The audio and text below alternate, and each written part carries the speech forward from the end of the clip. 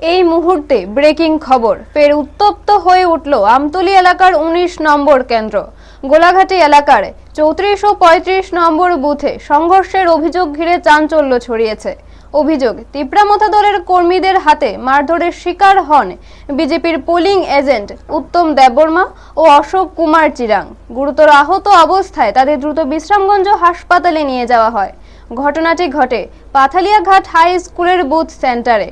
এই ঘটনাকে কেন্দ্র করে এলাকায় উত্তেজনা ছড়িয়ে পড়ে এবং পরিস্থিতি সামাল দিতে নিরাপত্তা বাহিনী মোতায়েন করা হয়।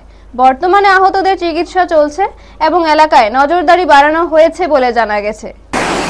এমন সময় কিছু দুষ্কৃতী লোক আমার আটকাইছে, তুমি ভিতরে চলো, সাইডে চলো। আমি কিছু না তুমি কথা বলে আমার প্রশাসনের সামনে কথা কো, আমার জবরদস্তি ৪-৫ জন মিলাইয়া আমার ডাক্তার দিয়া সাইডে নিছে। এরপরে যে আমার যে খুশির মতন তারা যেভাবে হেনস্থা করছে, মেন্টালি ফিজিক্যালি আমার এসল্ট করছে।